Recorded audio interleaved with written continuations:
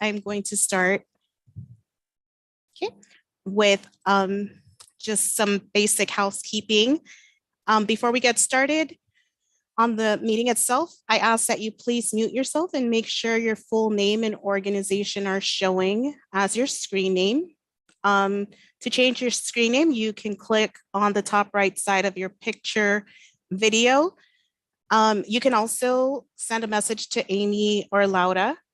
CSC members, please use the naming convention CSC first and last, or R first and last if you're a resident. All other participants, please use first, last, and then dash affiliation, AD or CARB for Air District or California Air Resources Board, P for general public, and all other orgs, please write your organization name. Again, you can either request assistance from the meeting hosts, or we may just update your screen name during the meeting. Okay, here it is in Spanish. For English, if you are, actually, I will pass it to Lingüística. Thank you, Jessica. Welcome, everyone. We have Spanish interpretation available today. So if you are a monolingual English speaker, we encourage you to choose the English channel. That way you can hear the interpretation from Spanish into English. If you are using a computer, you'll see a globe at the bottom of your screen. Select English. If you're using a phone or a tablet, you need to select the three little dots that you see at the bottom of your screen. Select More, then select Language Interpretation, then English, and then you have to select Done. That way you can hear the interpretation from Spanish into English. Buenas tardes, bienvenidos. Tenemos interpretación en español disponibles para ustedes el día de hoy. Si ustedes están utilizando una computadora, en la parte baja de su pantalla van a ver un icono de un mundo. Seleccionen el canal de español. Si ustedes están utilizando un teléfono móvil o una tableta, sus opciones son un poco diferentes. Van a tocar su pantalla y en la parte de abajo van a ver tres puntitos que dice más o more. Van a seleccionar interpretación de idioma, luego van a seleccionar español y pueden seleccionar silenciar el audio original para que no escuchen dos voces. Y por último es muy importante que seleccionen el botón que dice done, listo, finalizar o terminar para que puedan escuchar la junta en español. Muchas gracias. Thank you, Jessica. You're very welcome. I want to confirm, can folks still see the globe at the bottom of their screen? It's showing the interpretation is off on my end. Yeah, Jess? You can see it? Mm-hmm. Okay, thank you. It's probably because I'm in presenter mode. I'm sharing my screen. Thank you. I just wanted to confirm that everybody had access to that. Okay, for virtual meetings, please stay on mute unless you are speaking or planning to speak. Use *6 if you're participating by phone. Raise your Zoom hand to ask a question during a presentation Q&A. Use *9 if participating by phone. And as a reminder, residents in the stipend program should stay for at least 75% of the meeting to be eligible for the stipend. And just a quick reminder, that is 90 minutes. So thank you for that. All right, productive discussion and respectful dialogue. These are the group agreements. Help achieve the meeting goals. We will focus on solutions, opportunities, and productive dialogue. Let everyone participate, step up and then step back. Be civil and respectful. It's okay to disagree, but please be respectful, empathetic, and civil. Stay on point and on time. We ask that you please keep comments brief and to the point. This will allow enough time for everyone to participate. Attack the problem, not the person. Respectfully challenge ideas or outcomes, never attack the person. Honor every person's humanity and dignity. Seek common ground. Build common consensus, and finding shared values will help achieve the best results. All right, our agenda for today, we'll do welcome and introductions, which is what we are currently doing. Review the action items tracker, review the group agreements. We will get the presentation, the updated cargo presentation from Rob, district updates, standing updates, wrap up and next steps, and then we'll open it up for public comments. All right, so let me stop sharing here. Before we move on, I would like to invite Jessica to see if she has any opening words. Yes, I just want to thank everyone so much for the input on crafting this agenda, and thank Rob for coming back to this presentation or to this meeting space to provide an updated presentation. As you probably know, I think I see some of you holding it. We did send out an updated presentation to everyone, so hopefully that helps being able to see it and have it in your hand. But Rob will walk us through it, and we're just grateful for that support. Other than that, we look forward to a great meeting, and we certainly look forward to anyone who wants to help co-host our next meeting. As you noticed, we do not have one for tonight, and we're super happy to share this space. So welcome all, and I look forward to a great meeting. Thank you, Jess. Okay, before we move on to the item tracker, I just want to remind everyone that the item tracker can be found on the Shafter CSC on the CSC website, or you can also click the link that is on the agenda that's going to lead you to the tracker. As Zong reviews the action items on the tracker, please feel free to ask for clarifications. If there are any issues that you see, just let us know, and the Air District will be happy to answer any questions. As a reminder, we do create action items in real time during the CSC meeting, and we share those at the end. So again, I encourage everyone who has suggestions to kind of speak up if there is anything that seems out of order. Okay, and with that, I will pass it to Song. Thank you so much, Jessica. I'm going to share my screen. I'm going to go to actually the main page on the Shafter website so that everyone can see where this jumps from.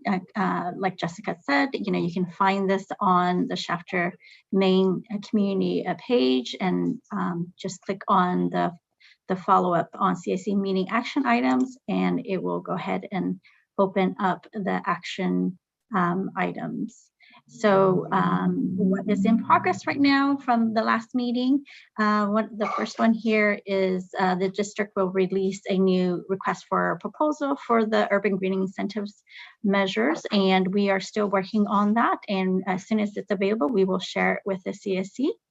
The next one is a request for the May meeting. We focus on budget and implementation measures, and that is right now still the plan. So wanted to make that note there. The next item was a request for DPR to provide an update on their pilot studies. And during the agenda setting meeting, Min shared that the pilot study results are still in progress. So the plan is for the May meeting for DPR. And then also wanted to update something from a previous meeting, the February meeting, which was information about our mini grant program. And wanted to share that we did send out a draft of the guidelines and applications, and that went out on April 1st. And so hopefully everyone received it. If you didn't, please let us know, and I would be happy to forward that to you again. We're hoping that we can release the final version of it at the end of this month. And that is pretty much it. The only other one that was from the last meeting was a request for Rob to come back and provide an updated presentation, in which he will be doing today. So if you have any questions, go ahead and raise your hand. Otherwise, thank you so much.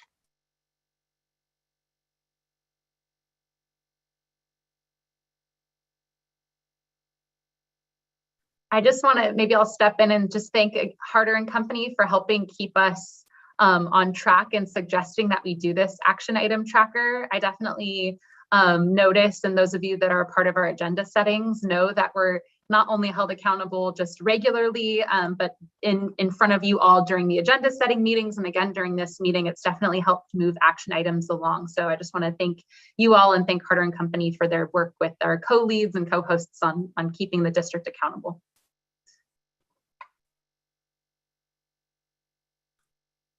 Thank you for that. I see Amy clapping, but I don't see any hands.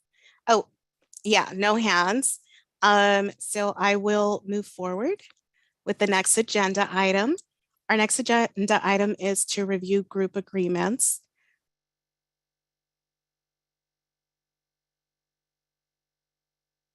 On mute, Jessica. Of course. Thank you.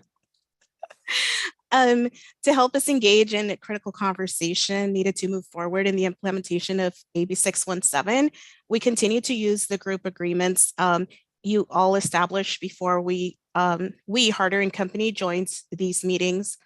However, we'd like to revisit these agreements. I'm going to put up the group agreements, and I'm going to ask CSC members to participate in reading the agreements out loud. If you prefer not to read, just say pass, and I'll ask for another volunteer. So let me just put these up really quickly. And then if anybody wants to volunteer, just raise your hand while I put these up.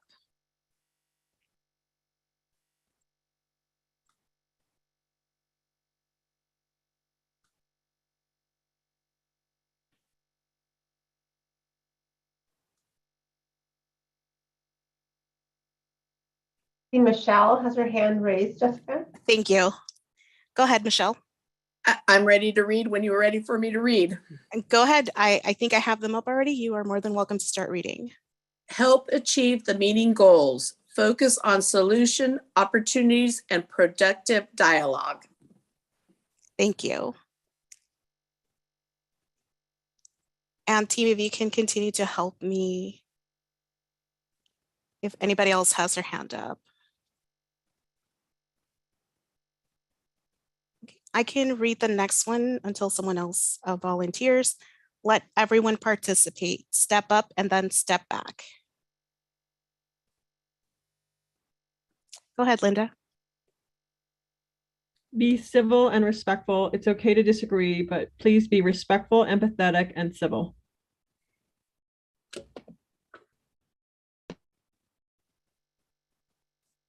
Laura, do you want to go next while we get another hand? Of course. Can you all hear me okay? Yes. Perfect. Okay, stay on point and on time. Please keep comments brief and to the point. This will allow enough time for everyone to participate.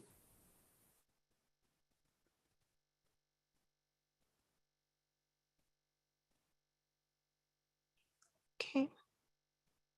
I'm not seeing any hands. Jess, do you want to read the next one? I do. Attack the problem, not the person. Respectfully challenge ideas or outcomes. Never attack the person. Honor every person's humanity and dignity. All right, last chance to participate. Okay, I'm not seeing anything. So seek common ground, building consensus, and finding shared values will help achieve the best results.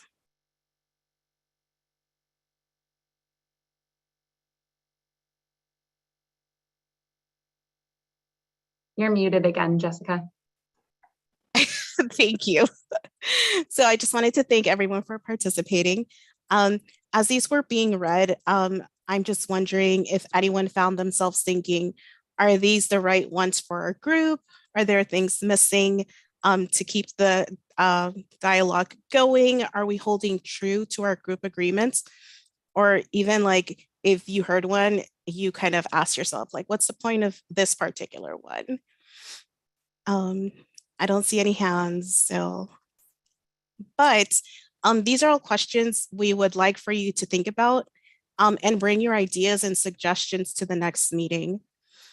For example, the Harder and Company team would like to suggest an agreement for us to listen, to understand.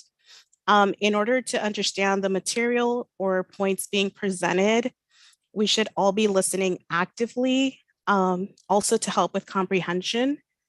And again, this is only a suggestion. We want these to be the CSC group agreements, not Harder and Company's group agreements. But these group agreements should reflect the CSC as a whole so that you all feel that these are equitable conversations and so that everybody feels safe participating. So I will stop sharing. Okay. Does anybody have any questions about this particular activity, about what we are asking for you for the next CSC meeting?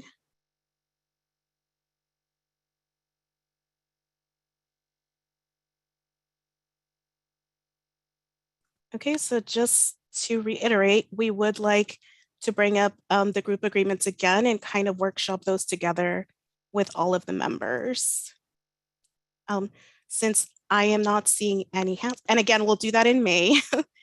And this is one of the groups that I believe we haven't really done breakout groups. I'd really like to bring those to this particular group, but we'll see what happens in May. And of course, we'll work with our district and during the agenda setting meeting as well. Okay, with that, again, not seeing any hands or anybody unmuting. Hi, Jess. Yes. Can you make or give Madi permission to record, please? Of course. Thank you. Thank you.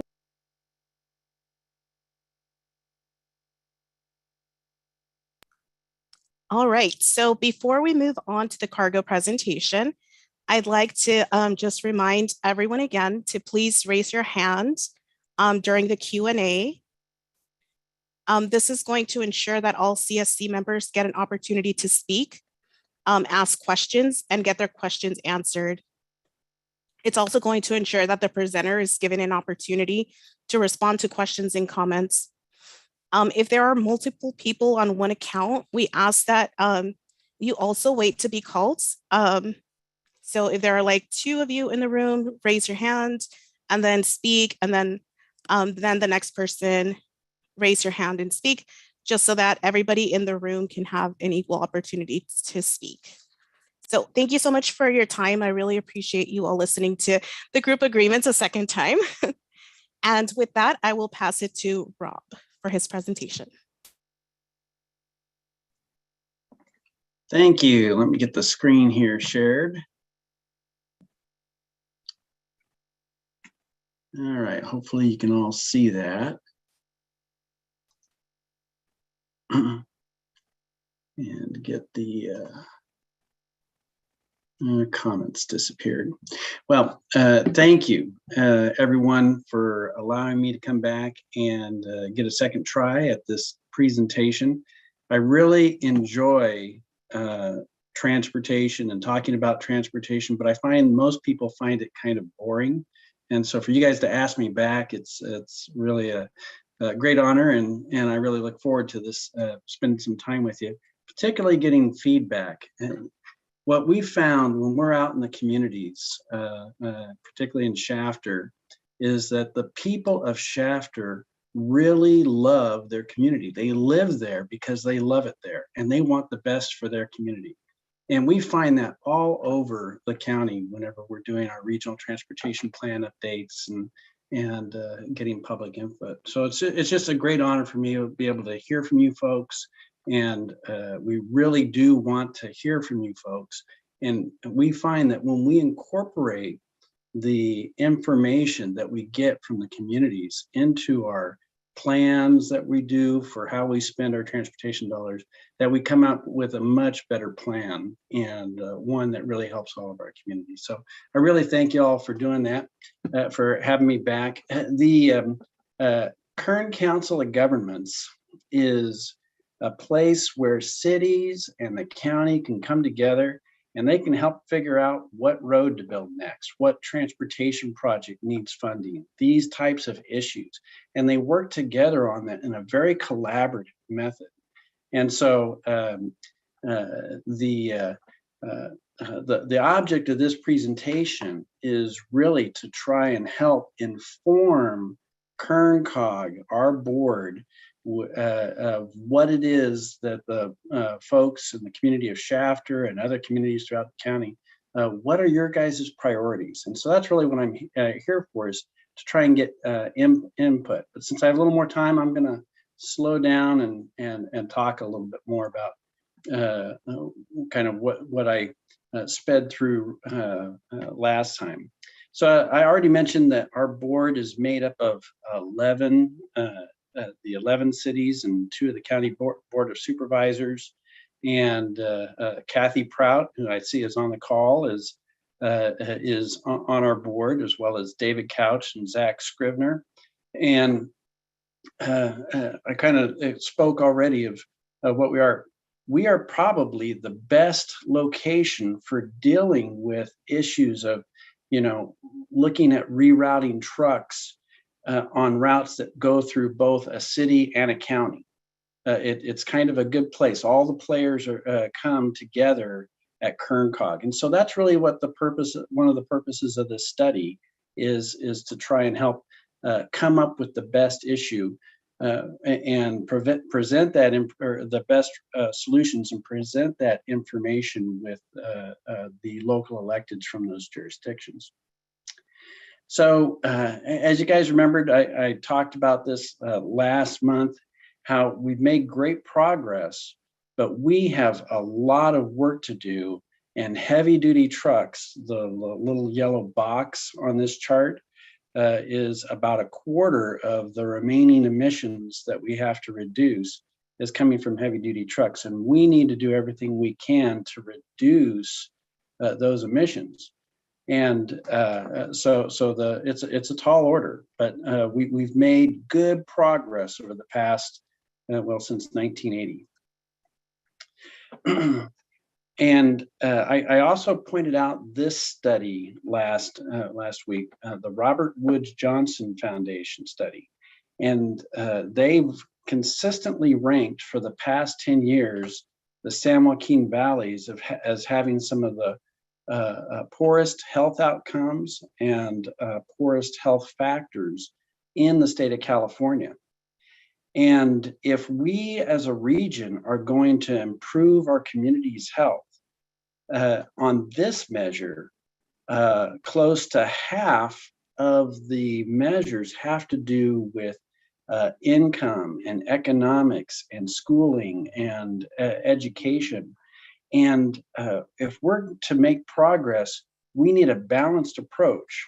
We don't need to be 100% focused on the environment, but we don't certainly want to be 100% focused on the economy. It needs to be balanced. We need to make progress in both the economy and the environment. It needs to be balanced in terms of that approach.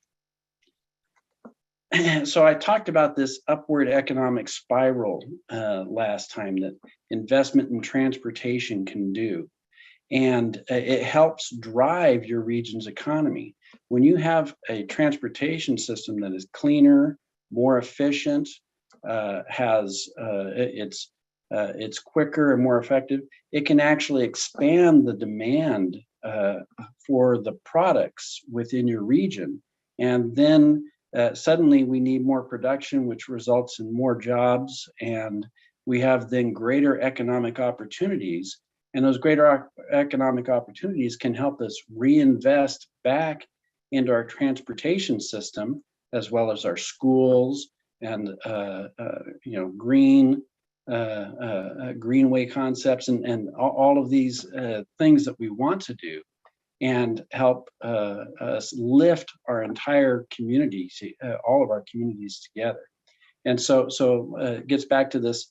We want to improve our environment, but we need an economic engine that gives us the resources to improve our environment. It's a balanced approach is what I'm arguing about. I'm going to be asking you guys here a question here in a little bit. And when we do that, and when we have that upward economic spiral, we get projects. This one happens to be the Walmart grocery distribution center. And the picture there of these racks of pallets, that's all robotically accessed and uses high-tech jobs. It creates high-tech jobs that allow our kids and people within our community to have access to high-tech, higher-paying jobs, and that's beneficial to the community. Plus, the robots are doing the heavy labor in a facility like this, and so these are good indoor, safer jobs that are less, And so that's kind of the things that we're looking for.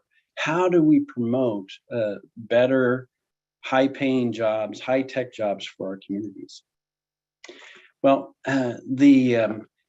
your study that you guys came up with, the SURF study, came up with numerous strategies. And the ones that were truck related, I listed here, HD1 through, well, not all of them, but there's several of them. One of them was the heavy duty truck rerouting concept. And that was something that the city and county and Caltrans were working together.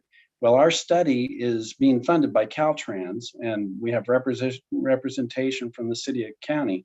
But what I'm really curious, and I'd like to just take a pause now and hear back from the group, what was it about this heavy duty truck rerouting? Why did you guys decide to include that as one of the strategies in the SURF or SERP, whatever it's called? And if anybody would like to speak up on that or type something into the chat, so I can get my chat up and running.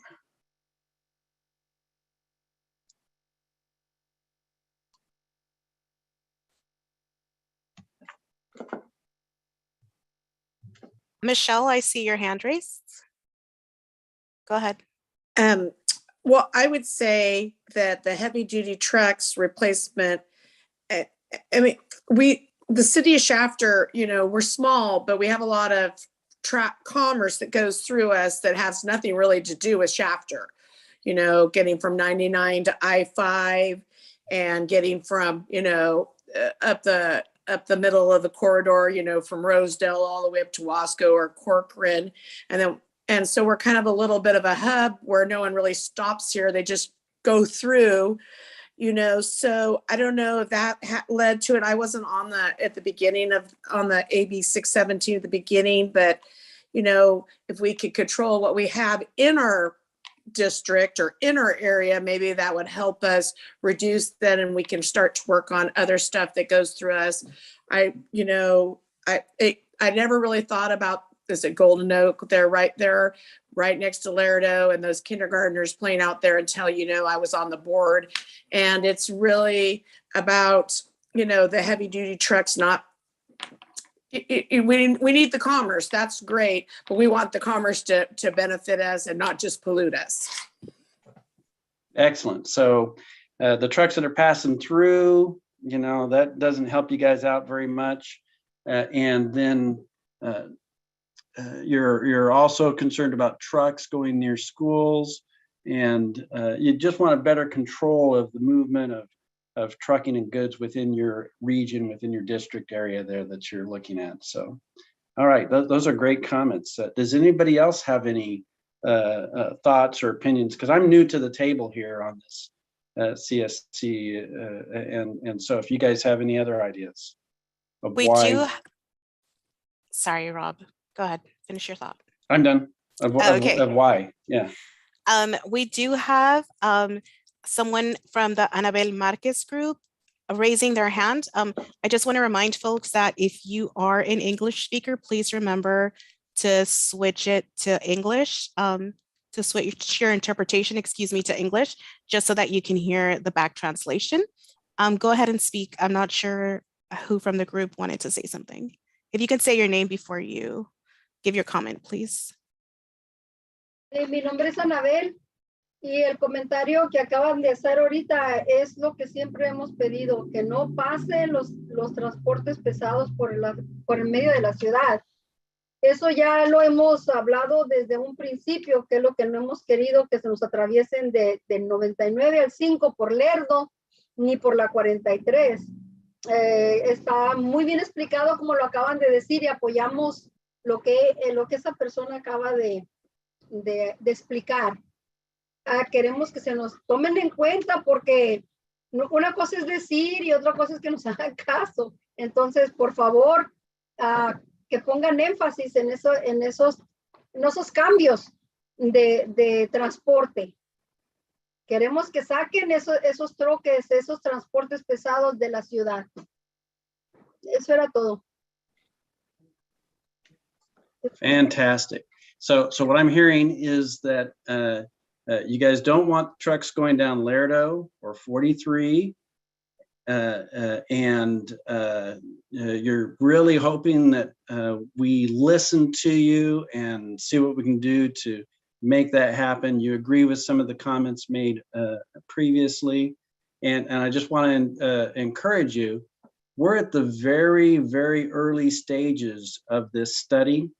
And this study, once it's done about a year from now, it would be the next step for the county and the city to look at their plans and update their plans for roads. So it's going to be a time, but this is the best time to provide your input. So I just want to encourage you that don't feel like you're not going to be listened to. We really do want to listen to you.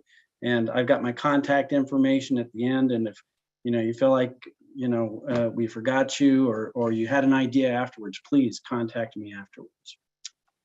Okay. Are there any other folks that had some ideas on this, or shall we move on? I am not seeing any other hands. Let me just do one more quick check, and then I believe we can move on. Go ahead, we can move on. All right, so moving on. So I talked about, actually, we are in the midst of two studies. And there's this one study that's looking at how we can use technology to better benefit our families and our communities as a region. And this is called the I-5 Freight Zero Sustainability Study. And there's an acronym there, I-5 Freight Zero Sustainability Study. And really what we're looking at is a little segment, I'll talk about it, but how to improve truck technology so that they're not so polluting. And there's some new zero emission technologies that we were hoping to look at that. And then the second study is called, another fancy acronym, the Cargo Sustainability Study. And this is the one that's looking at several things, but one of them is including this truck rerouting. And I'm going to talk more about the second one than I am in the first one, but let me go into the first one here a little bit. And the first study is looking at what's available today. And there's new technologies. There's something called ultra clean diesel. There's something called renewable natural gas, which is a really clean natural gas. And these are available today.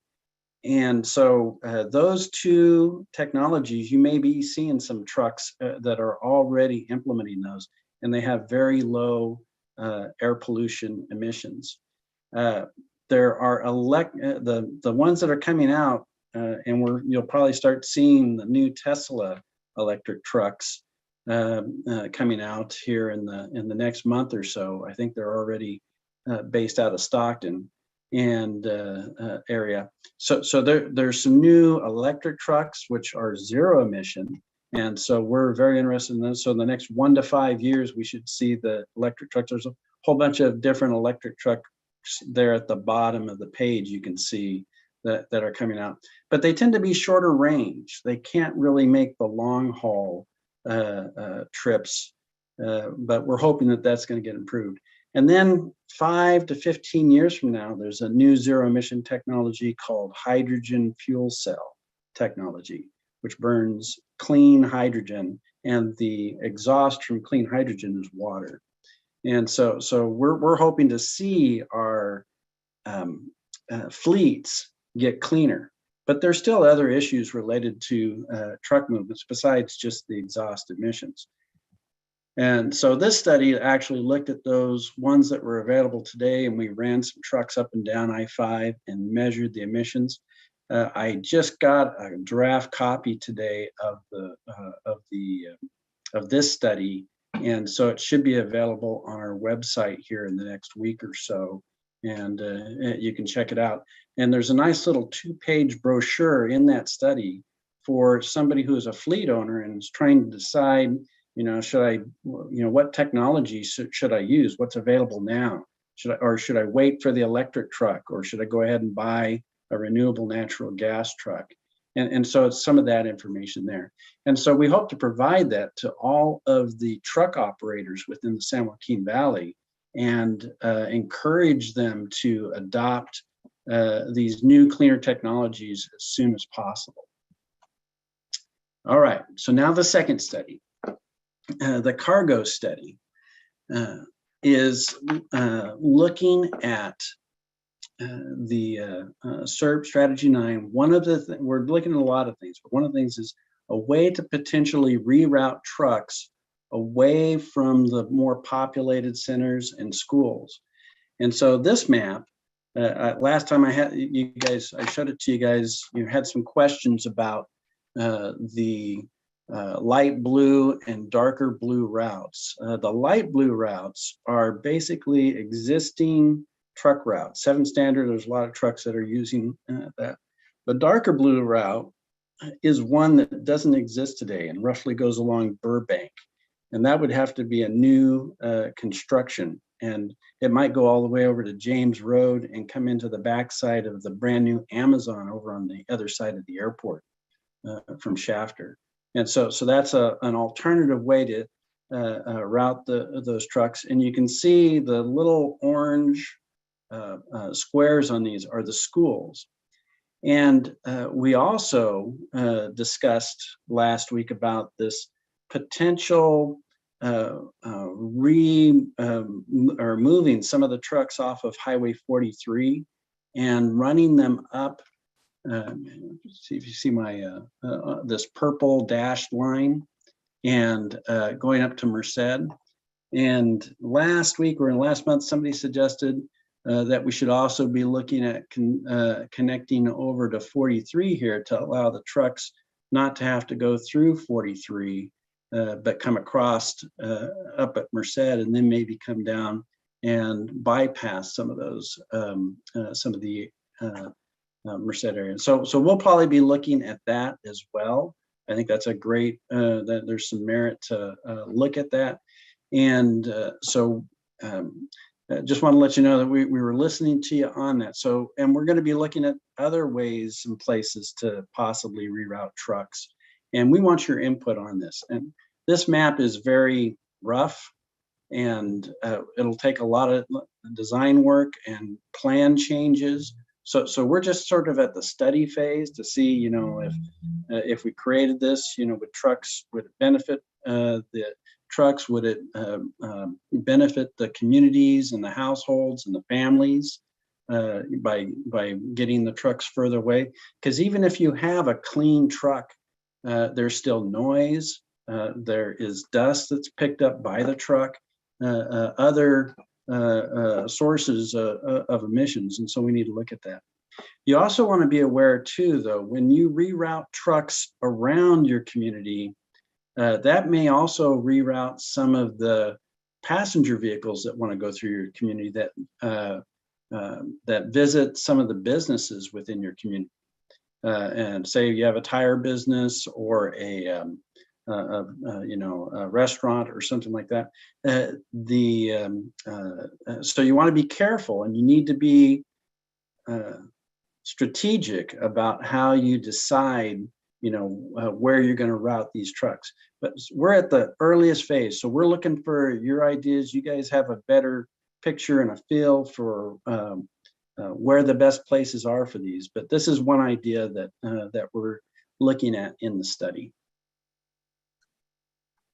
And so when we did that, and I'm going to go through these next 2 slides and kind of go, this is currently where it looks like by 2042, or projects completed through 2024. I think it's, it's out to the year 2042, and includes projects that are completed by 2024. If we don't do anything, build anything, the red lines on this map are lines where there'll be an additional, or there'll be 450 trucks per day or more.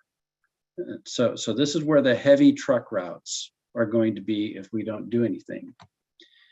We did a simple model run, and we kind of, this purple dash line doesn't match the exact line I was showing you earlier, but it shows how the trucks would be redistributed and more dispersed if we were to build Cherry Avenue and beef it up and allow more trucks on Cherry Avenue and connect it up to Merced. And so you can see that when we add some additional roadways, the concentration of trucks on the roads decrease. And so that's the kind of thing that we're looking for in using the regional travel model to help us in this study to look at different routes, and maybe routes that might help redirect the trucks away from the neighborhoods and the schools and in downtown Shafter on 43 and Lerdo Highway.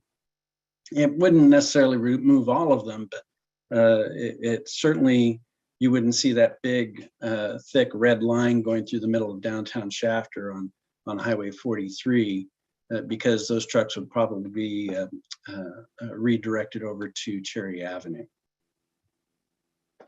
So, Rob? Yes. Would you like to take questions now? I see that Gustavo has his hand up. Oh, absolutely. Yeah, we have time. Thank you. You guys gave me lots of time, so we can stop and go slower. Buenas tardes. La vez pasada, no sé si quieran poner esta slide que se mira aquí. La otra vez hubo cuestiones de si la opción morada era de si van a agregar en la Merced y van a hacer esta que se incluyera hasta la 43, toda la Merced para la 43, para el tráfico que viniera del norte de Huasco hacia Chapter, que se conectara a la 43 a esta nueva, si es que se va a hacer, y todo el tráfico viene del norte que se vaya a la nueva para evitar pasar por el 43 en Shafter. Eso ayudaría a agregar esta parte. También la otra comentarios que se hicieron es que la 7 estándar la hicieran mínimo 4 carriles hasta las 5 y que en las 5 hicieran la entrada inmediata ahí en el 5, porque tienen que entrar y se van por la lateral por ciertas millas hasta poder entrar al 5. Entonces, estas dos cosas ayudarían, ¿verdad? Que lo que están diciendo las señoras de Shafter, ayudaría a aliviar, como enseñó ahorita Rob, el cambio que hiciera, ¿verdad? Entonces, si se conectara la Merced hasta la 43, del 93 al 99 al 43, yo creo que el tráfico, ya sea de norte, sur, sur, norte, para no pasar por el congestionamiento de Shafter, si se construyera esto, sí aliviaría a la comunidad de Shafter en cuestión del tráfico. Entonces nos gustaría que incluyeran eso parte del estudio para ver qué tanto más puede beneficiar a Shafter, ¿verdad? Estas posibles opciones. Y nomás observando la otra opción que tienen, ¿verdad? De la raya azul, que sería por la Burbank a pegar al 99. Estoy ahorita con las señoras aquí en Shafter y venía yo de Bakersfield. El tráfico está pesado ahorita en la tarde, hasta Lerdo todavía está pesado. Si se conecta en Burbank o más abajo, va a haber muchísimo tráfico en 99 y Burbank si es que lo hicieran en este lado. Entonces, entre más lejos de la ciudad de Bakersfield que se ponga, sería mejor. Entonces, en este caso sería preferible la Merced en vez de Burbank, porque Burbank sería mucho tráfico todavía aquí dentro de la ciudad de Bakersfield. Entonces, esa observación que estoy haciendo también, si es que lo van a hacer, yo creo que sería una mejor opción Merced, porque hay menos, está más retirado del congestionamiento de de Bakersfield y estaría más afuera de las comunidades. Son algunos de los comentarios iniciales. Gracias. That's a great comment. Prioritizing Merced over Burbank. And you'll notice in this model run we did here, we didn't include that line, the highway over to Burbank. It's not here in this, and it does do a good job of carrying a lot of the traffic. You can see a lot up here on Merced, all the way over to Highway 65. Kind of reroutes a lot of the truck traffic up and over and around that area. So we have something that we like to call the low-hanging fruit. And that's a project that maybe isn't as expensive, but can do a lot of good early. And so this continuation of Merced over to Highway 43, I think that's a great idea, and we'll look at that. So I've added that to my list of things to look at and to model, and this prioritizing of projects. I think that's a great idea. Maybe we might need Burbank someday in the future, but if we can build this then and put that off as long as we need, that would be good too. So great comments. Any other hands raised? I do. I have 2 hands raised and 2 comments. Nada más la segunda parte de mi pregunta, de aquí de las señoras aquí en Chapter, la pregunta era, de este proyecto y estudio, ¿verdad? ¿Saldría dinero de los fondos de las 617 o el condado está buscando esos fondos del estado y federal que no van a invertirse de los que están disponibles en las 617?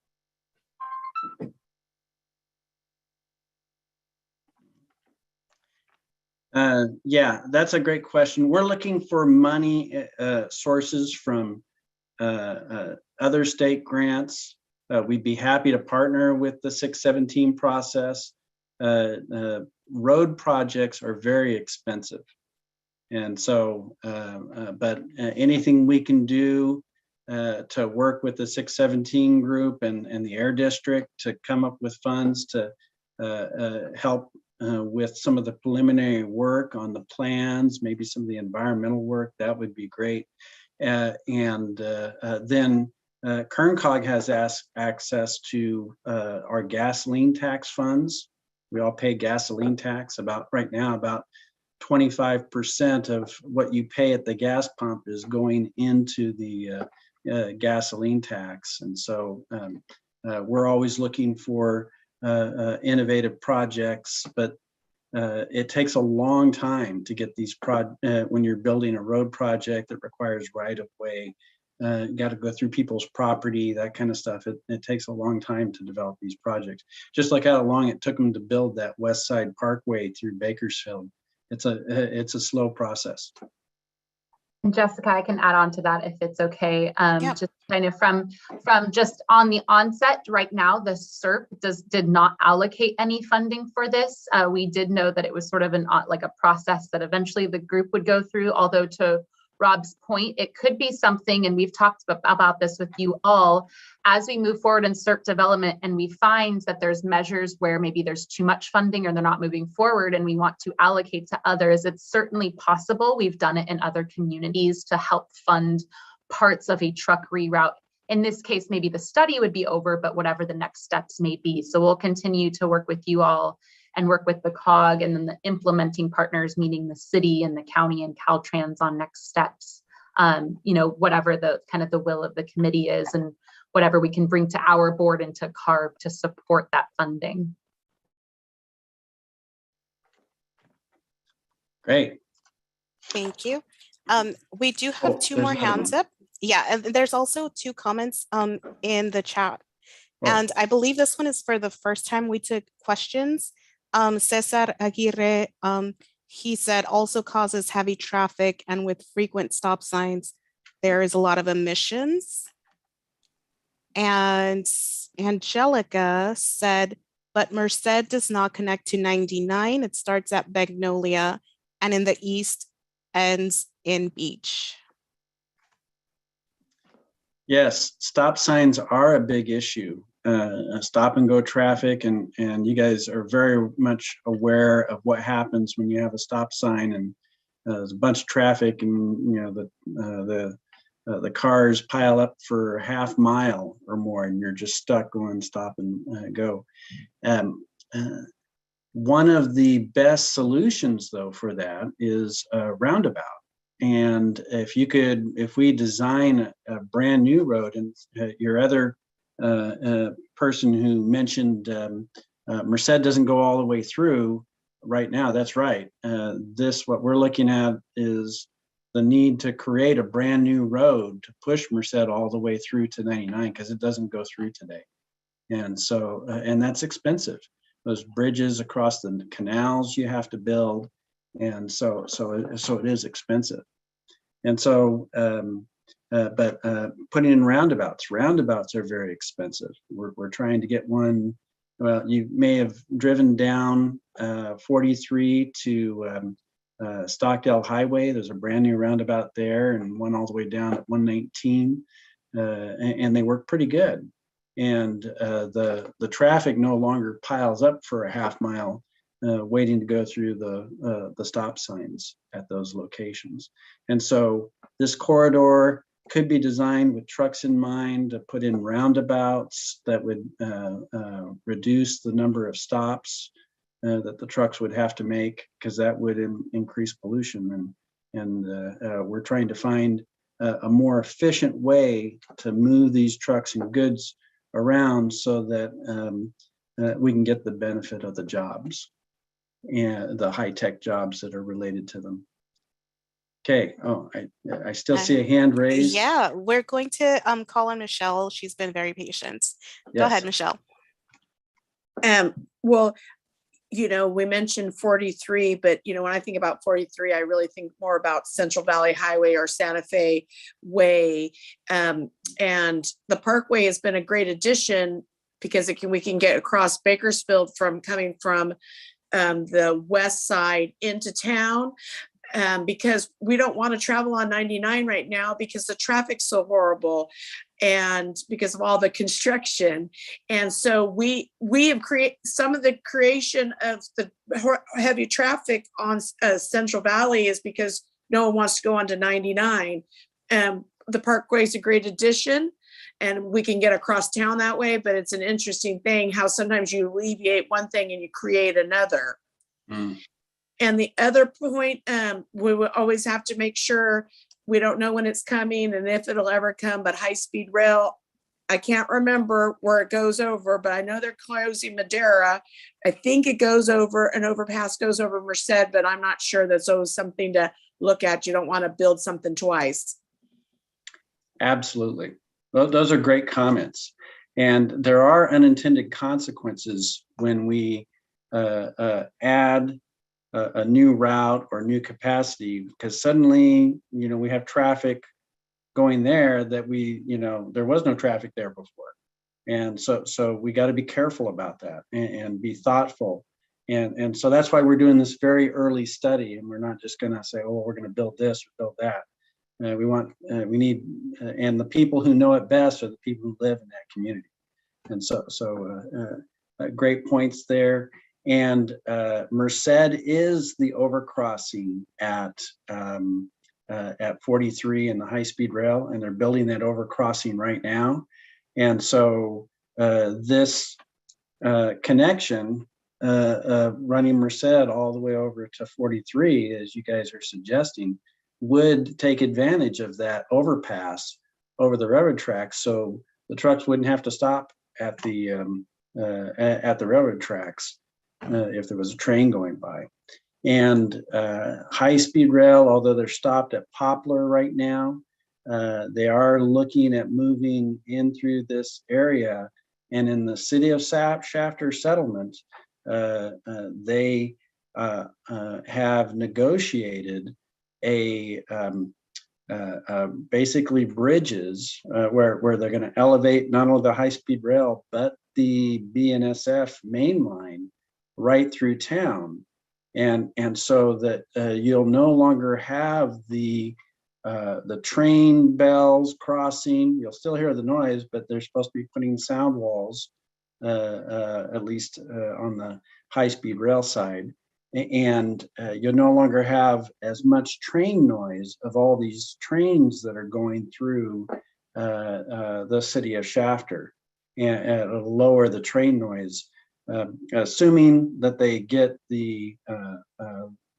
all the funds that they need to build this segment. And so it's not a done deal yet, but that's coming down the pipe as well. So we're hopefully going to be able to take advantage of that. And that's part of the reason why we're so focused on Shafter. When high-speed rail came in through Shafter, they really messed up the plans for future roads in this area. It's just really bad what they did. And so so we asked, and Caltrans then funded this study so that we could look at that. And that's one of the things that we're looking at here is better coordination with high-speed rail and where they're planning on building, and making sure that we have the ability to push Cherry through, for example, and maybe create another bridge over the railroad tracks at Cherry to allow the trucks to get through and not have to stop for trains that are going by. Okay, great comments. All right. All right. Anybody else? Yeah, we have Linda. Okay. I was just wondering, with this map that you have up, do you have one that actually has the roads? Because it's I mean, I understand 7th standard, but some of the other roads I don't, I'm not familiar with where exactly it's going planned. I can probably bring up Google Earth, but just remember that when we're in this early study phase, the actual design of where the road is for transportation modeling purposes, it doesn't have to be exact. And so I think this map here is a little more accurate. But even then, I'm using the travel model road system here. So this kind of shows where Cherry Avenue is. Well, Cherry Avenue doesn't make this little curve here. So there would have to be a curb diagonal to Superior Road, and Superior Road goes through, but it doesn't go all the way through. I don't think this part of Superior Road's there, and then somehow get it back to 43. Where it gets back at 43, we don't know. It may just make a right turn at Rosedale Highway, go down to Stockdale Highway, or someplace. So all of those issues need to be studied. But when we're looking at travel model results, you can see that just by adding a rough location of where we think there should be a corridor, it helps out a lot, and it gives us a good picture, a good idea. And then as we refine the route, we'll have a better picture of exactly where it's located. But if you have like interest in a specific location, you know that somebody owns this property here and over there, just follow up with me afterwards, and I'll give you the best available information that I have at this early stage. I was just curious because of some of the housing tracts that might have been approved for the city. So, I mean, we just want to make sure we take those into consideration. And I also wanted to back up what Michelle was saying. Our just not even truck traffic, but the passenger car traffic going down Santa Fe is so bad now. And it was something that was brought up before because of the railroad blocking traffic at Beach. I think they do have a roundabout plan there, but it's very heavily congested all the time, and that's a lot of car emissions. And then it's also now congested at Kratzmeyer. I was coming back home from Bakersfield the other day going north, and it was backed up. I mean, not quite to 7th, but it was pretty backed up. That's a big stretch from Kratzmeyer up to 7th with that stop sign. So that's another source of car emissions, and there's a lot of homes and a school with prevailing wind. So I just wanted to bring that up too. So need improvements to Beach and 43 Beach and Santa Fe Way, and then also at Kratzmeyer and Santa Fe Way. Yeah, we seem to have a lot of folks commuting into Shafter Wasco to maybe work, or maybe they're avoiding 99. I'm not sure, but there's a big backup. You can see it starting about, I don't know, maybe someone else. I've seen it at between like probably 3:15 or 3:30 it starts, and it's pretty bad. Backed up from Beach almost up to Lerdo. It gets stacked up there with cars. And then I think folks trying to get their kids at Grow Academy are traveling down Los Angeles. It's another area. Sorry to get off the heavy duty trucks, but no, that's great. Having one thing this map does show, this light yellow area, those are the areas planned for residential development, and the light purple area or our existing residential development, and the light purple areas are planned for industrial development or existing industrial development. And so you can see that Cherry skirts the edge of the residential, proposed residential development. And that's something that we need to be aware of. You know, we're talking about trucks here locating future. And it may be that Shafter may say, well, you know, maybe we need some sort of buffer in there so that the truck traffic doesn't, you know, isn't driving down the backyards of these folks' houses there. And maybe they'll put some commercial or industrial development that's along there as well. And so all of this is, you know, needs to be kind of thought out and then put into plans. And those plans need to have environmental documents when they're updated. And so we're kind of at the very brainstorming conceptual level. All right, any other questions? Yes, we have someone from Anabel Marquez group. Go ahead and unmute.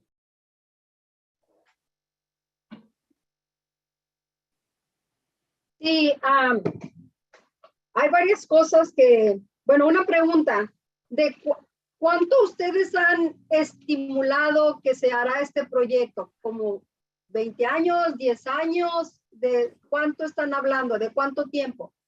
Esa es mi primera pregunta. All right. Cherry Avenue, pushing through to Merced, if that becomes like the most important thing, I could not imagine that happening in less than 5 years. It just takes a long time to get the designs and everything like that. But there are some other things that some folks mentioned. I do know that there is a planned, you guys mentioned a planned roundabout at Los Angeles and Beach and Santa Fe Way right there. And that planned roundabout is about 2 years away. And so there are some things that are already in the process that we're looking at. It just it's not here yet. So, but anything that is like a major new route on a new, you know, where there is no road today, the environmental work on that is, you know, it takes a while. It takes a good 2 to 5 years. And then we also have the issue somebody else mentioned of money. We may have a really good idea, but we don't have enough money to build it. And then we got to figure out how to build it. And that's one of the slides that I want to talk about a little bit further down in the slide deck. But I don't want to leave here until we've gotten everybody's comments. The maps seem to be popular, so let's make sure that we get everybody's questions. So did that help? Sí ayudó. Pues es un proyecto a largo plazo. Lo estoy viendo de esa manera. Nosotros como comité, como comunidad, apoyamos que se busquen estímulos, que se busquen partes donde se pueda conseguir más dinero, pero no apoyamos que los fondos del AB617, que son para la ciudad, se gaste en esto. Porque hay dinero de otras partes. No sé cómo hagan sus cálculos en dinero, pero no aceptamos que se nos quite ese dinero porque hay mucha necesidad de otras cosas aquí en la ciudad de Chapter. Están hablando de puentes, están hablando de congestionamiento y eso es real, pero no se está tomando en cuenta cuando los niños salen de la escuela a la misma hora del tráfico y las banquetas son tan reducidas que los niños tienen que caminar por la calle. No hay semáforos, hay solo stops y los niños se tienen que ir en grupos grandes para que los carros paren. También los semáforos hacen falta. Hay otra entrada donde ha pasado que ha muerto gente por las vías del tren, que eso viene de la high school hacia la Chapter. Vienen niños de la high school de allá y pasan por las vías del tren. También eso es muy peligroso y eso no se está tomando en cuenta. Se está tomando en cuenta a las compañías, a otras cosas, siendo que estamos peleando por nuestra comunidad, no por las compañías. El dinero es para la ciudad, para nuestras necesidades. No queremos saber de troques eléctricos, no queremos saber de eso. Es que cada quien tiene que luchar por lo que quiere mejorar. Restaurantes quieren filtros, pues no construyas un restaurante si no tiene los requisitos para tener un restaurante. ¿Quieres abrir una compañía como la de Wonderful, como la de Amazon? Pues pon tus reglas y ponlas a caminar. No esperes que otros te den, porque tú vas a ganar dinero de eso. Las compañías ganan dinero, entonces, ¿por qué se les tiene que dar? A la comunidad no se le quiere dar nada. ¿Por qué? ¿Por qué? Es mi pregunta de todo el tiempo. ¿Por qué? ¿A dónde nos están echando a nosotros? Reparten dinero, 2.500 millones para tractores, 2.000 y algo para los rancheros, para pompas, para todo. Pero si ellos tienen sus propios ranchos, ellos venden pistachos, almendras a muy alto costo, importan a otros países, ¿por qué de la AB617 se les tenía que dar a ellos? Yo no sé si estoy hablando rápido y no me vas a poder traducir como lo quiero que me lo traduzcas, discúlpame. Pero es que es lo único que se ve en estas juntas. No estoy criticando, no estoy enojada, simplemente estamos dando a entender que siempre son para compañías. Siempre, no se pueden mover un pie más para ayudar a la comunidad, pero sí se pueden extender mucho más para expandir a las compañías. Eso es nuestra frustración, esos son nuestros pensamientos. ¿Por qué? ¿Por qué tiene que ser así? Si pueden agarrar dinero de muchas otras partes. El gobierno es rico para ustedes, mas no para las comunidades. Entonces, por favor, sí nos gustaría que nos expliquen qué es lo que pasa. ¿Qué es lo que pasa? ¿Por qué no se les exige como yo? Si yo quiero parquear mi carro ahí, yo tengo que tener horas para parquearlo, yo tengo que tener horas para quitarlo de barredora, yo tengo que tener, tengo, como comunidad. Y los restaurantes o los puestos o las tiendas o Walmart o otro que se venga a poner aquí, lo dejan. Simplemente con que pague su permiso y tenga los fondos para construir. Más, no se les toma en cuenta los requisitos de cómo hacer un ambiente sano, cómo tener sus reglas para ellos, ni en lecherías, ni en ninguna otra parte. ¿Por qué? ¿Por qué se les permite y después se les pide? Porque no se les exige, se les pide. Y si no tienen dinero, está bien, paga tu multa y sigue adelante. Así nunca vamos a terminar con la contaminación. Nunca, señores, nunca. Gracias por escucharme.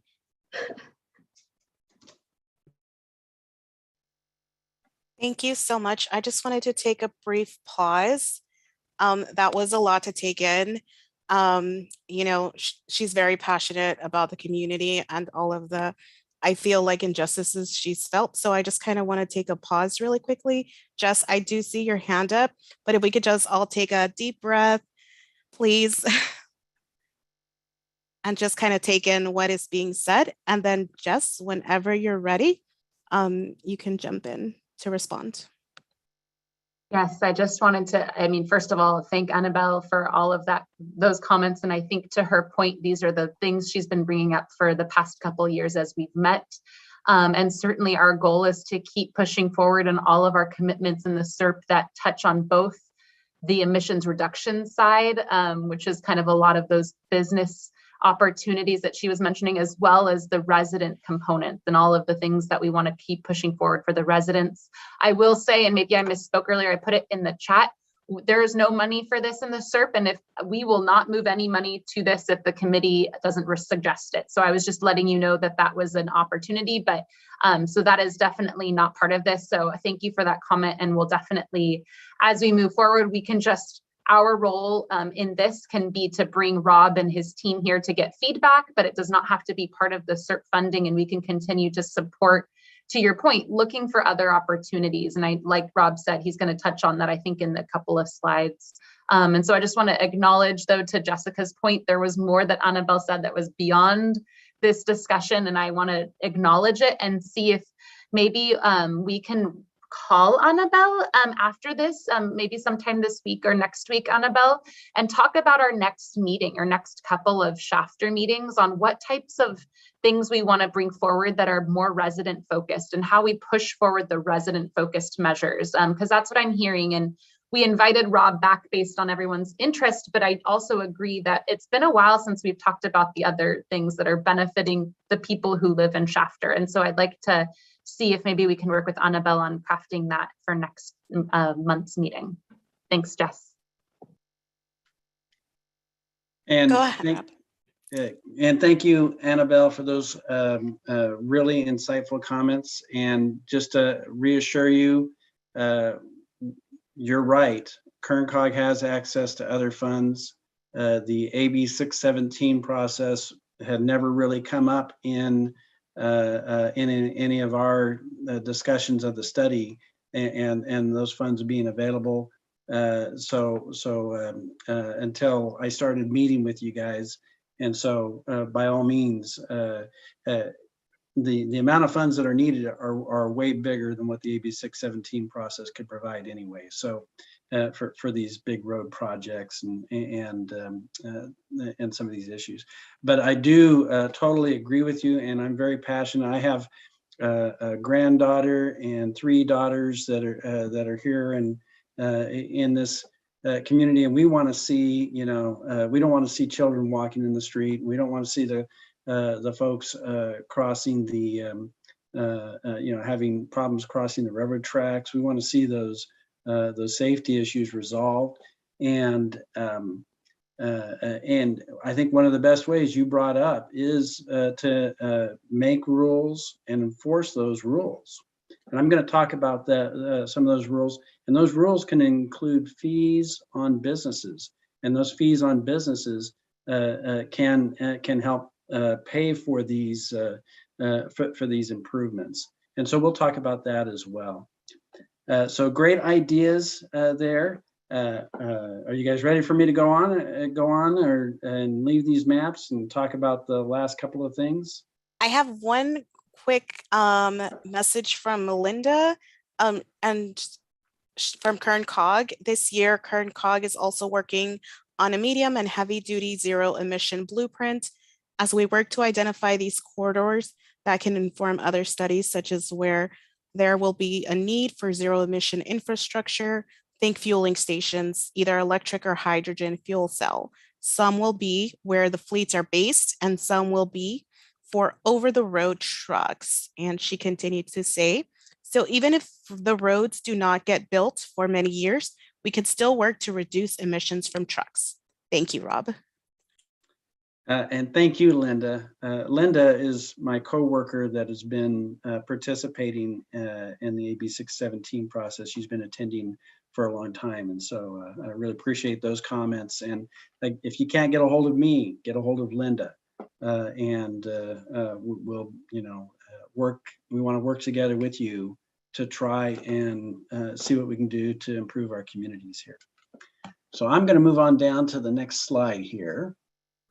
And so last month, one of the questions, and I think it may have been from you, Annabelle, how is this strategy going to benefit our families? And so I wanted to be responsive, and I gave you some points here that are probably go without saying, but you already said you were kind of supporting these ideas. But as you understand, it removes trucks from Laredo Highway and 43, so it makes those routes safer and cleaner and less polluting. It also reduces the emissions from the community of Shafter area because we're rerouting those trucks around it. And it also reduces truck noise. So we kind of mentioned those. I'm going to go on down and talk about another strategy that we're talking about. And this isn't truck rerouting. This is looking at moving more goods on the railroad rather than by truck.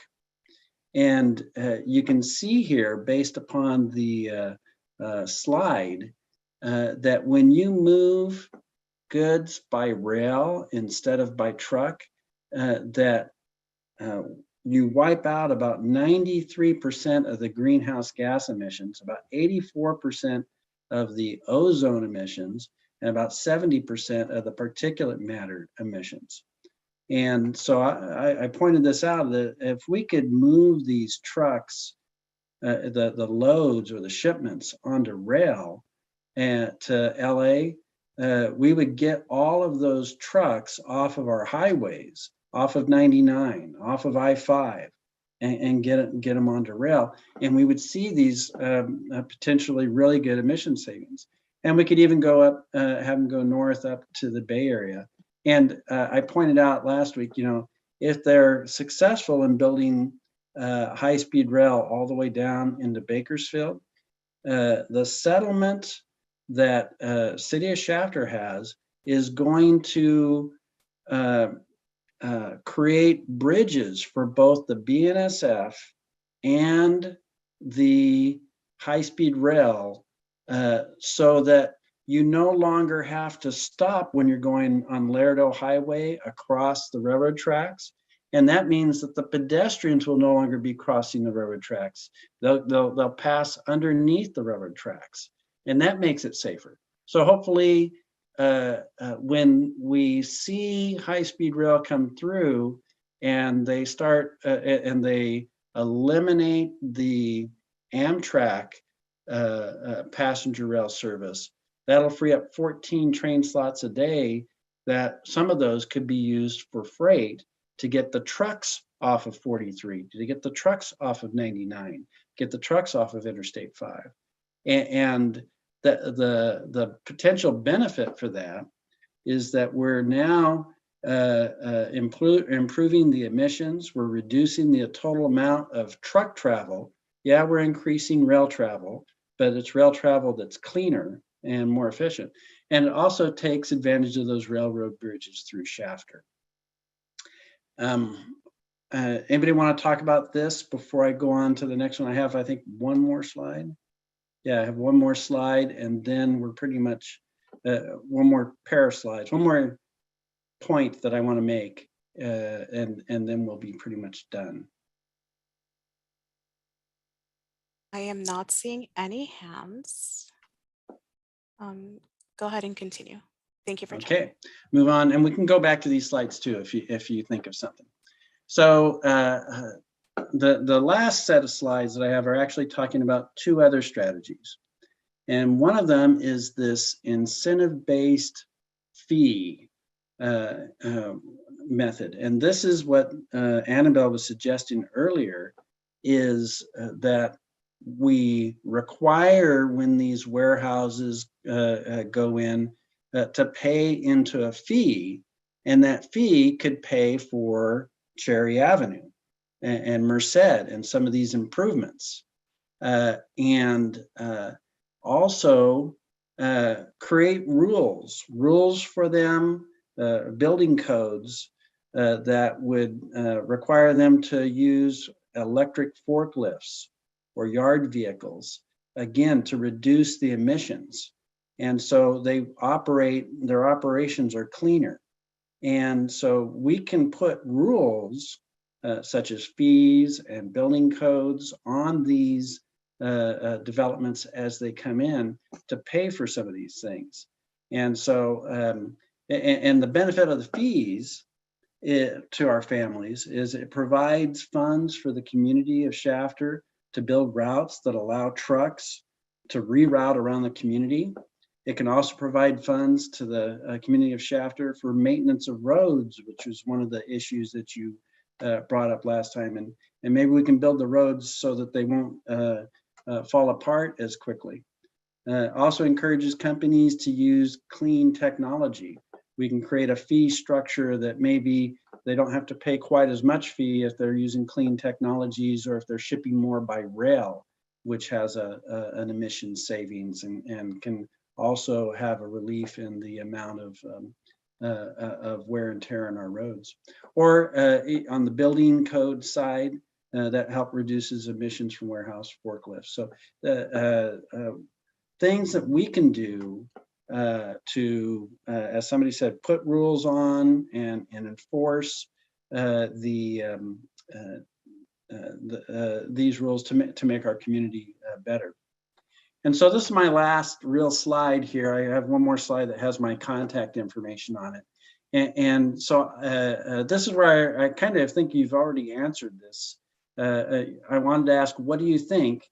And particularly of these strategies, are there other strategies that we're missing that we need to consider in this study and we need to go out and find funding for? That will help our families and the community of Shafter and balance both the economic benefit, those good jobs, high-tech jobs, with the environment that we're living in. And so open it up here, but maybe you guys have already answered a lot of this. So, and I'm really looking for the question mark at the end. This is what we started the study with, but if there's other things that we need to be looking at, please let us know.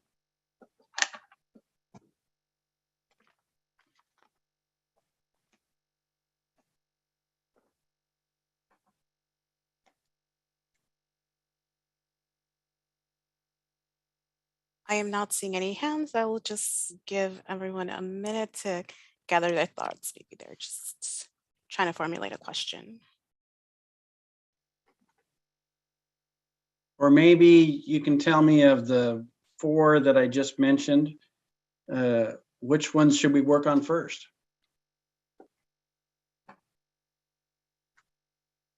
What's your favorite?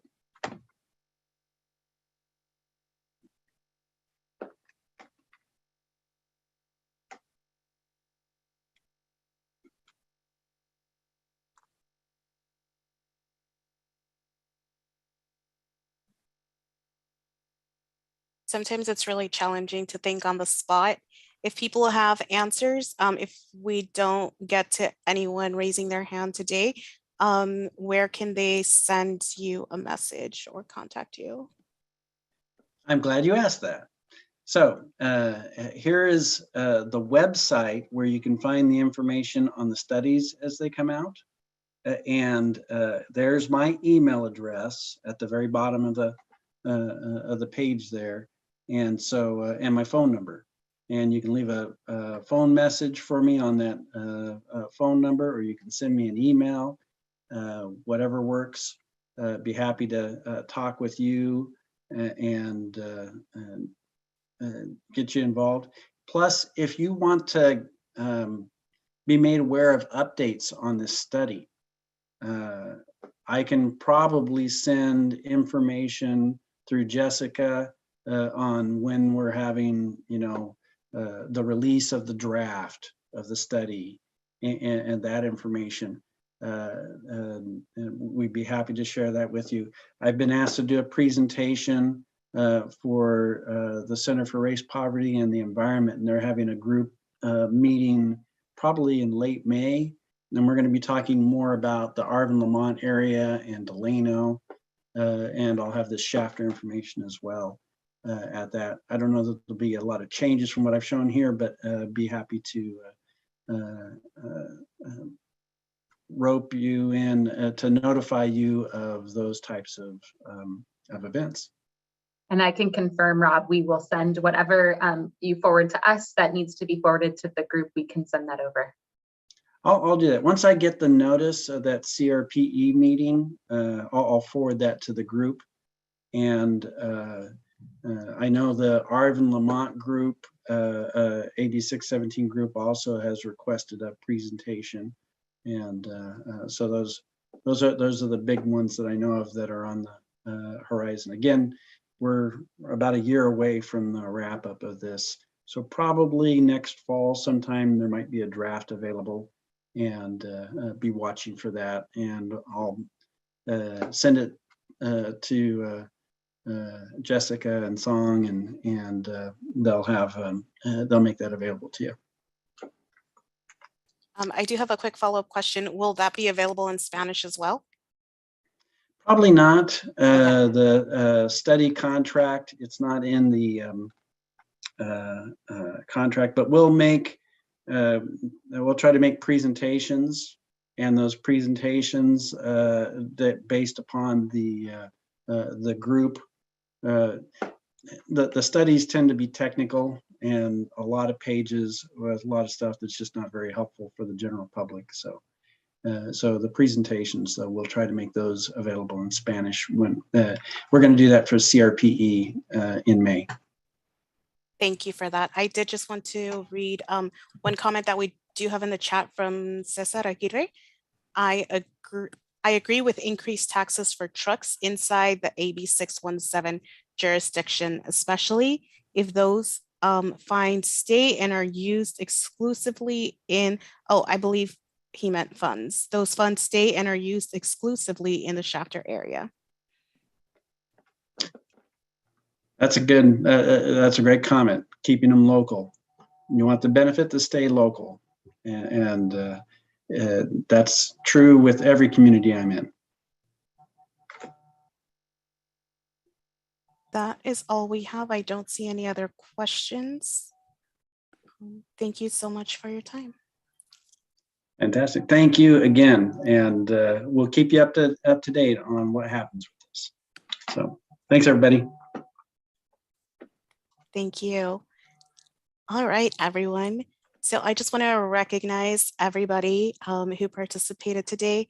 I know during the last presentation, you all advocated for yourself and asked for clarifying information, and did ask for, you requested the presentation beforehand, so you had time to prepare your questions before the presentation.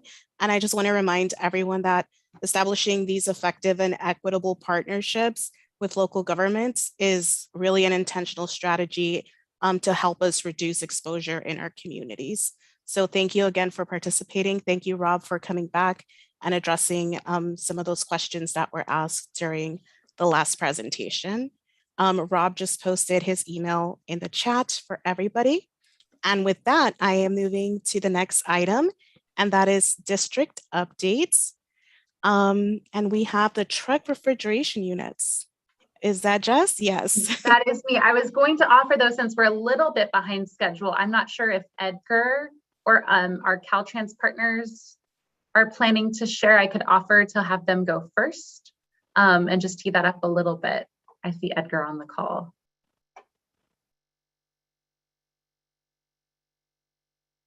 Hi, good afternoon, everyone. Yes, this is Edgar. Yeah, I can go ahead. I can, yeah, let me just tee up really quickly. Thanks, Edgar. So as some of you know, there was Edgar will talk a little bit about a survey that Caltrans sent out, and some of you were privy to it from experience or what you do kind of throughout your community in Shafter, and asked the district to send that out on Caltrans' behalf. And the question came up during our agenda setting meeting, sort of what were the results or what's going on with that. And so Edgar, thank you for joining us from Caltrans, and we'll go ahead and pass it to you to provide an update. Okay. And since we have Spanish speakers on here, I'll just, go ahead and I can speak in Spanish, so that's fine. Oh, I do. Sorry. Let's see. It's up to you though, Edgar. If you want to speak in Spanish, that sounds great, and we can just switch channels. Yes. So I need to switch. Is that what you're saying? Okay. We have simultaneous translation, Edgar, so it's up to you. So if you want to speak Spanish, ¿Qué tal? ¿Me pueden oír? Sí, ¿está bien? ¿Me pueden oír? Sí. Sí. Ok. Entonces voy a comenzar. Buenas tardes a todos. Como dijeron, mi nombre es Edgar Hernández. Trabajo por Caltrans, corto por el Departamento de California de Transporte.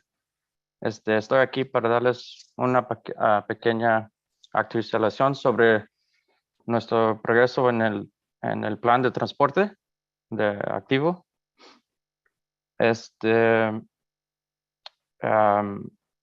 Para los que tal vez no sepan, el plan incluye los condados de Madera, Fresno, Tulare, Kings y Kern. Y ese fue el motivo del anuncio de encuestas de transporte activo en febrero. Y sí recibimos varias respuestas a lo largo de la ruta estatal 43 en la ciudad de Shafter. Los comentarios públicos se han guardado como parte del paquete de datos final de este plan y pueden apoyar en variedades actividades futuras de Caltrans, como la administración de incentivos de transporte activo en el estado, el establecimiento de objetivos de calles completas y el seguimiento del progreso hacia los objetivos estatales y las métricas de rendimiento. Algunos de los comentarios que recibimos indicaron que no hay aceras o ni carriles para bicicletas en unos lugares en el estado 43. El plan va a está tentativamente programado para una revisión pública que sería el 14 de abril hasta el 4 de mayo. Y esto va a dar la oportunidad a la gente que tal vez no tuvo la chance de dar comentarios en febrero, donde pueden mirar el plan y si hay comentarios adicionales, esa sería la oportunidad. Y en el futuro, con este plan, Caltrans planea de continuar replicando los datos de encuesta adicionales después ya que las necesidades y prioridades pueden cambiar con el tiempo. Reconocemos, la agencia de Caltrans reconoce que caminar y andar en bicicleta en el transporte público es importante para nuestra visión de entregar un futuro mejor para todos a través de un transporte en autopistas que sirven como calle principal de una ciudad. Además, Caltrans reconoce que las calles no solo se usan para el transporte de coche personal, sino que también son valiosos espacios comunitarios.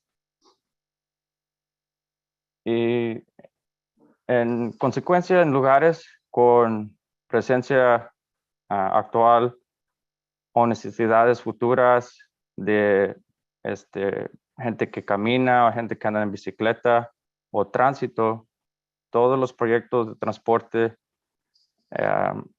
financiados o supervisados por Caltrans le brindará servicios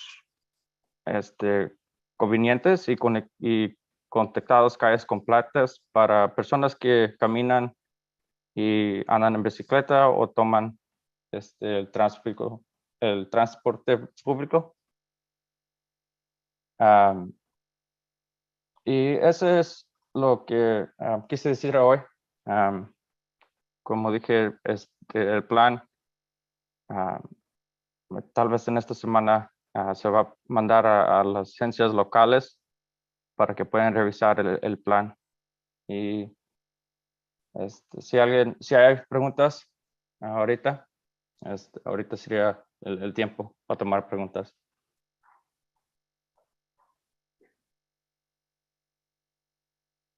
O también lo que podemos hacer, si no hay preguntas ahorita en el momento, ahí tienen mi correo electrónico y me pueden mandar preguntas sobre allí y puedo contestar esas preguntas que tal vez tendrán para el siguiente día o tal vez en el futuro.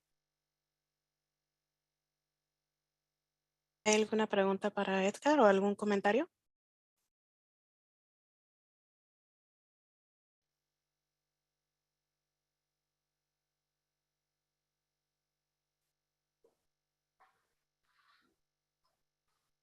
Just, I thought I heard it, but I want to make sure, Edgar, you will let the district know when there's something that, and then we can pass it along to this committee so that they can provide their review and their feedback.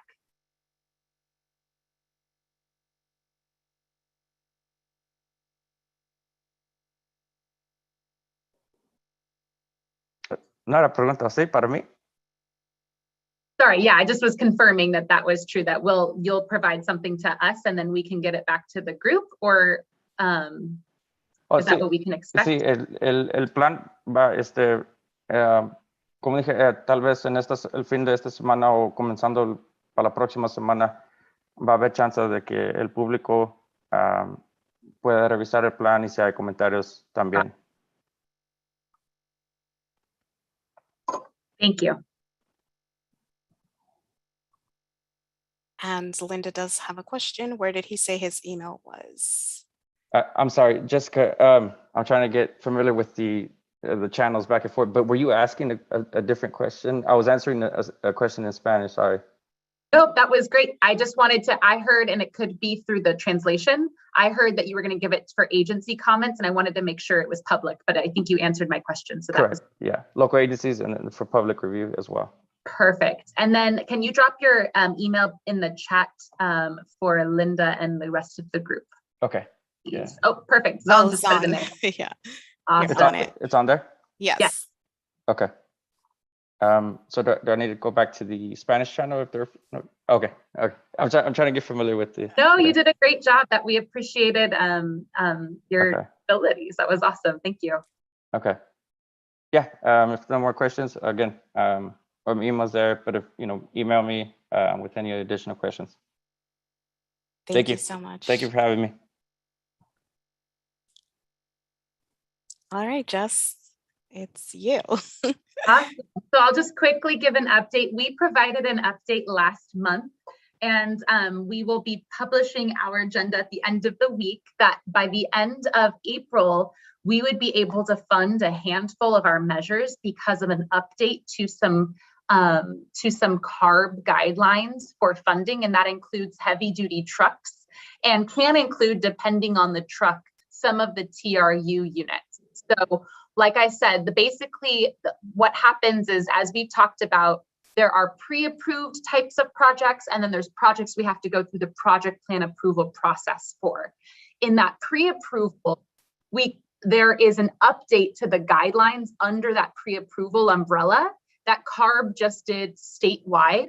And so the district is going through a process where we're just on our end adopting the statewide guidance, and that will affect the heavy duty trucks measure and that TRU measure, and yard truck measure, kind of, again, depending on the type of truck, but certainly for the heavy duty trucks. So we will, if anyone's interested in that item, I can certainly just raise your hand or put your name in the chat and I can forward you kind of what that item looks like at the end. Okay, I see Linda. At the end of the week when we publish it. But basically what will happen is we will notify the committee when that's complete so that we can then talk about next steps, which will be opening up the application, helping reach out to local partners, including folks, small businesses, that small trucking companies that can take advantage and start getting the truck measures funded, which is a lot of the reductions in our CERT. So we're excited about that. And I'm happy for questions. So I do see Linda Urata.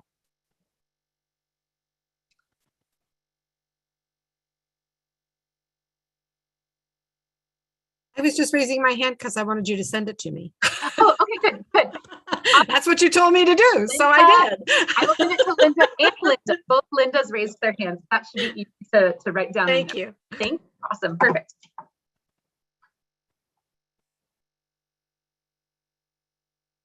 And that's actually all I had for just quick district updates, recognizing, of course, that all other updates to what's going on are in the tracker that we post every month. But of course, during the agenda setting meeting, we can talk about details of upcoming things. I mentioned earlier from the comments that Annabelle made, I think we can work together at the agenda setting meeting to talk about updates to maybe some of the resident focused incentives and moving those forward. So I look forward to that discussion next Monday at our agenda setting. And with that, I'll pass it back to you, Jessica.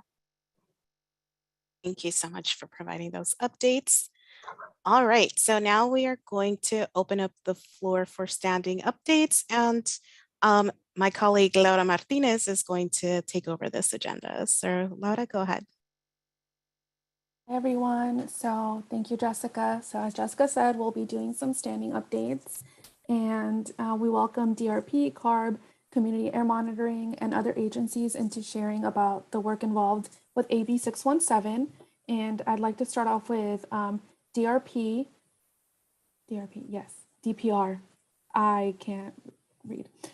So if you would like to give some updates, Maziar, is that how you say your name?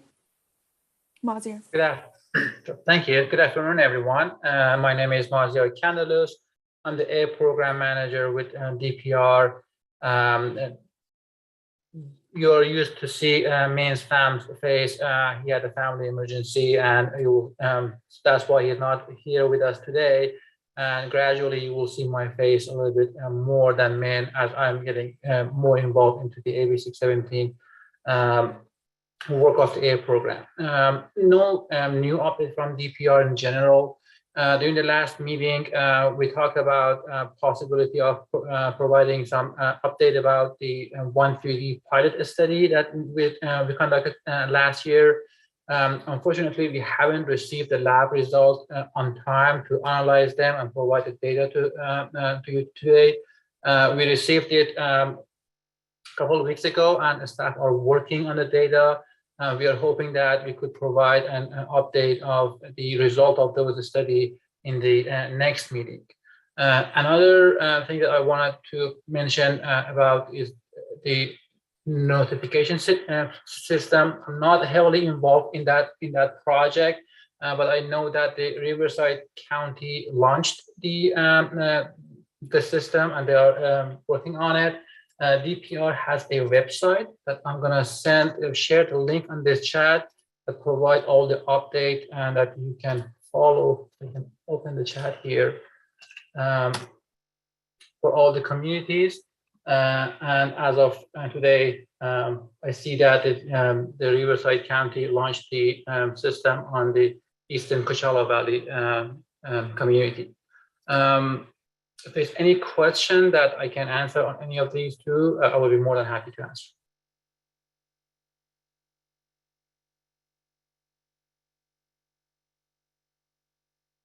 I don't see anything. Jessica, do you?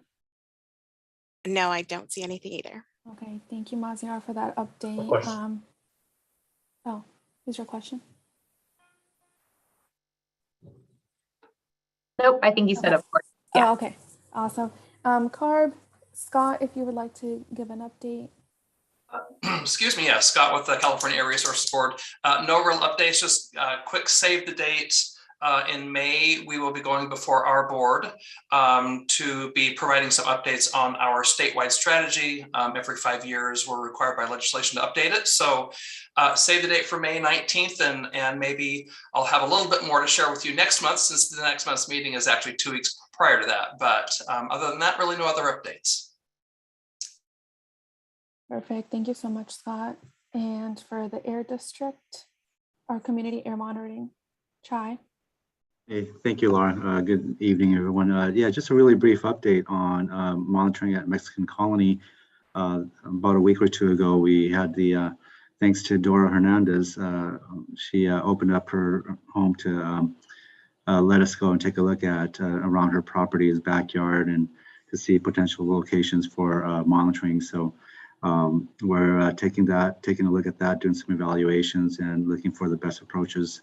And once we get a little bit further onto that, we'll let the CSC know as far as what the results are. And that's it for my update. Thank you, Chai. And are there any other agency updates at this time?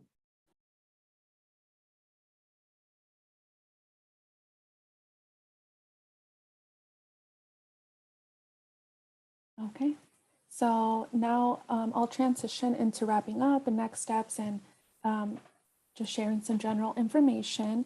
I do want to thank you all for participating in today's conversation about the strategies that you would like to see in the cargo sustainability study.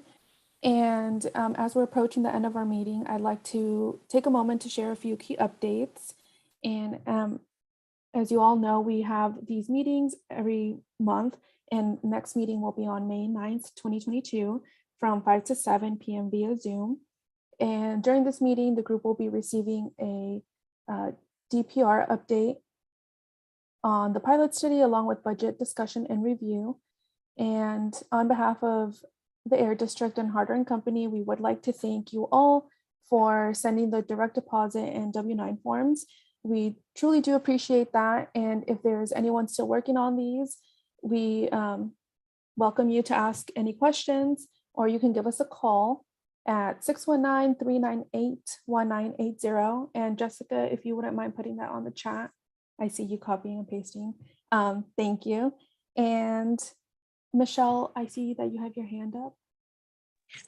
Yes, I'm not exactly sure when to ask this.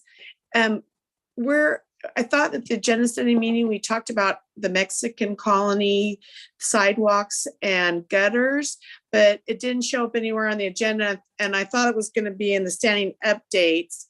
But so I'm a little concerned that that's like super important to me. Yeah. And I don't even live there, and that's how important it is. Yeah. So I just want to make sure that doesn't get, pushed aside and not, it should be up in front. That's community. Yes. Oh yeah, definitely not pushed aside. And sorry, we misunderstood when we were setting the agenda, sort of what was more just follow up, since we talked about it pretty extensively at the last meeting. But I will just address follow up is based on the last meeting, we got pretty good consensus from you all that there was no concern from the CSC on removing the requirement to have a match requirement for the funds, meaning that the CSC could fund the full amount, which was about $1.5 million for that project. We've been in contact with the county. We asked them to send us over kind of all of that documentation. The next steps for us are kind of twofold. One is that we will work on, and we will let you all know what this, when it's ready, so that everyone can kind of take a look at what it looks like. But we need to submit to CARB those project plans for this particular measure. It is not an existing air quality measure, so it would require, or like it's not pre-approved, so it requires a project plan from CARB. We will submit that, as well as make sure that we take to our board the approval to do this. So that is something we're working on right now. And sorry if we misunderstood that. We can make sure that at every meeting we can update you all on the process with that. But we are moving forward. We are good to go, and at least with all the approval from the CSC on moving that project. So thanks, Michelle, for the question, and thank you all for that support. And thanks to Alexa, if she's still on, for getting us some of the documentation. Yeah, thank you, Jessica. And Linda, I do see you have your hand up.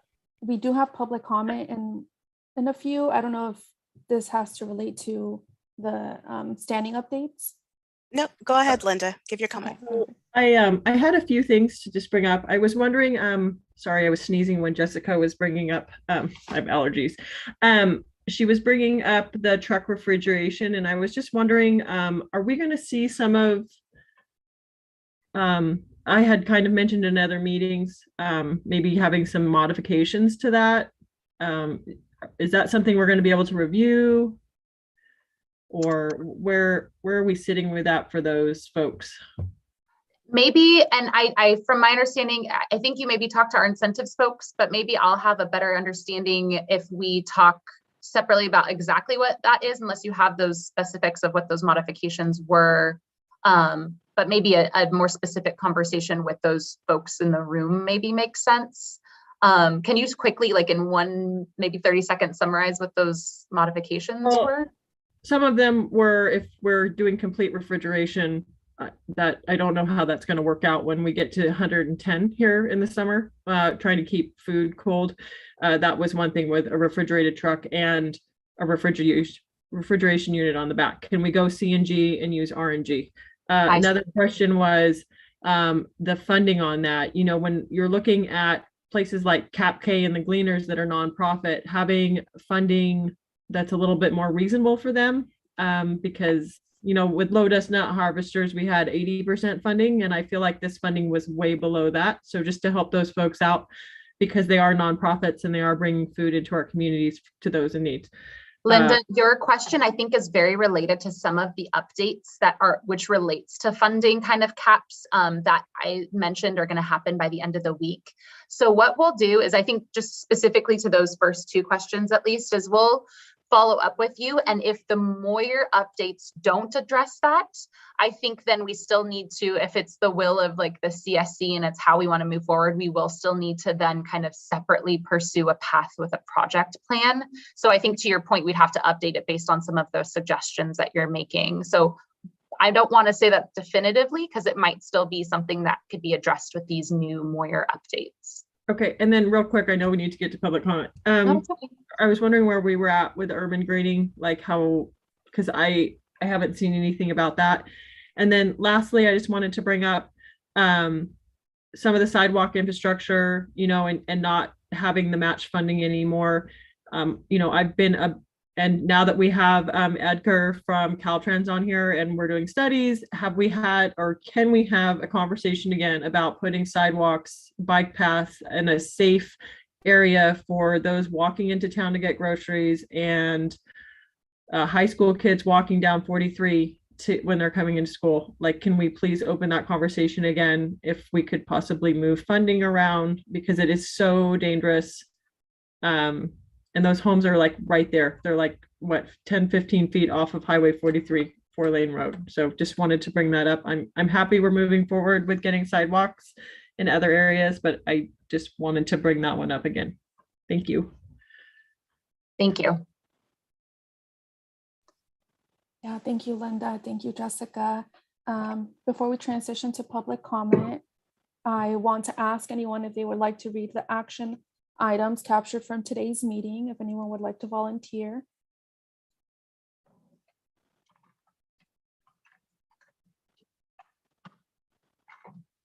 And Jessica is sharing her screen. Would anyone like to volunteer? Anyone from the CSC?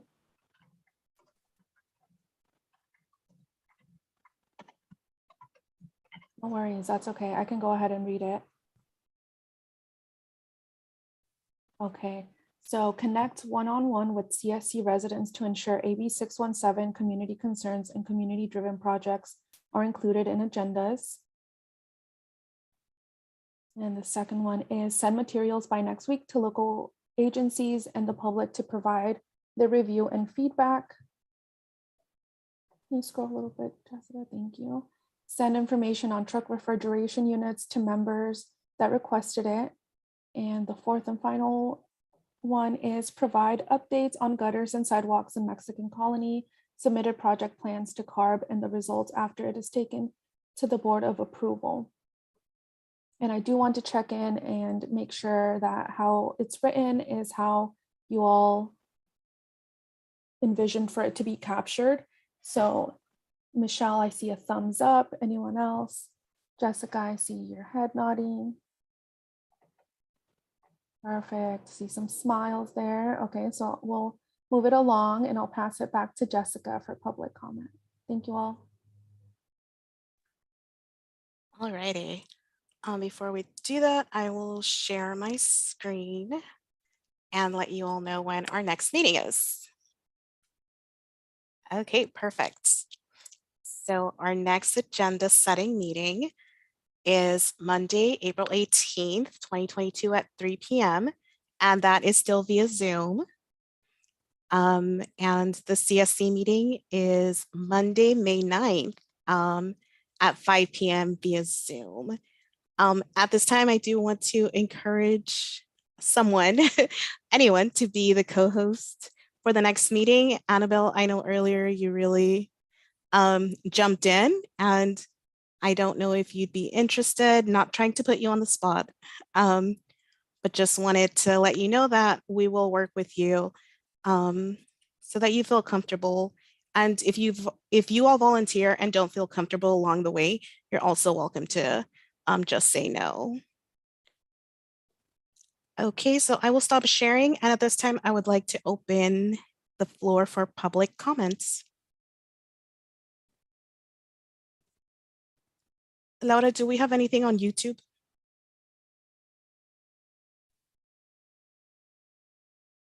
Okay, give me a quick second.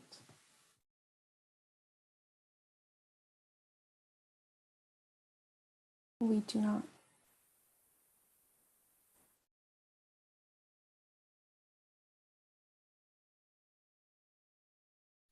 Zong, is there any? Oh, yes. Zong, is there anything in the email for public comments? What are you doing? No, I don't see anything. Thank you. All right, so I just want to thank everyone again for joining us today. Everybody for actively participating and asking all those questions, getting clarification. Thank you again for following the agreements and just having a great conversation overall. I will see you all hopefully at the agenda setting meeting on Monday. Take care, stay safe, and yeah, have a great night.